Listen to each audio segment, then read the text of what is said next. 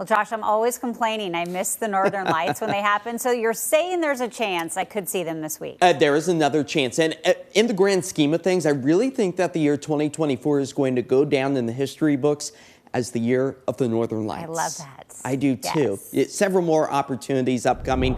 And that's exactly what we saw back on Monday with some spectacular views here across the Pacific Northwest from you at home. So get those cameras ready to go. The long exposure with the smartphones is going to be the best chance of getting shots like that. But the reason of all of this activity is yet again another solar flare. A coronal mass ejection is what it's called, and that sends a lot of plasma and magnetic energy flying towards Earth, and that's exactly what we saw early this morning. So we have the potential to see it get as great as a KP level 8. So that means we've got a good chance at potentially seeing the northern lights once again as that visibility line dives its way further to the south. Again, this is going to be for Thursday night where we have the best chance to see that spectacular sight in the night sky. And once you move up towards Canada, that's where it's just going to be great visibility. But we do have that potential right here across the Portland, Vancouver metro area and for much of the Pacific Northwest. It's all going to come down to the cloud coverage on Thursday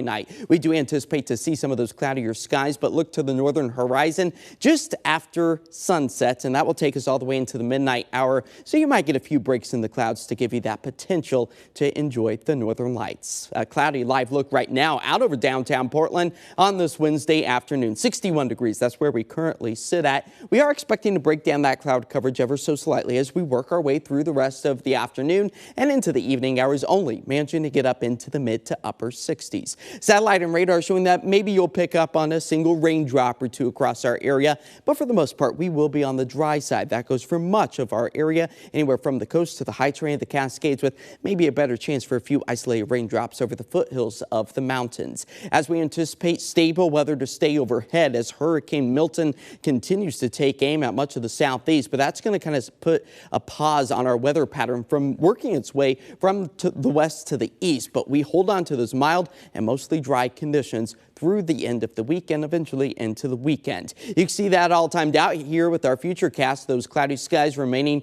for the much of the afternoon through the overnight hours and into Thursday morning. We get a few more breaks in the clouds during the afternoon time frame on Thursday. Again, this is approaching the northern light hour. That's where the clouds will unfortunately be moving their way back into our area, but you got another chance along the coastline early into Friday morning as our rain accumulation is really lackluster, maybe a few isolated drops over the foothills, and that primarily comes this afternoon as we remain with a growing rain deficit. Over 3/10 of an inch right now for the Rose City. As we stay on the dry side today, temperatures getting back up into the upper 60s with calm winds, seeing just the same tonight with a bit of a breakdown in the cloud coverage as we fall to about 48. 7-day forecast does show that maybe a raindrop or two could be found underneath some of the thicker clouds, but then Thursday, that's where we break down the cloud coverage, return a little bit more of that sunshine, highs warming back up into the mid 70s thanks to a bit of an easterly breeze. Those downsloping winds, which will warm us back up into the mid 70s this weekend. Plenty of sunshine to go around, so another great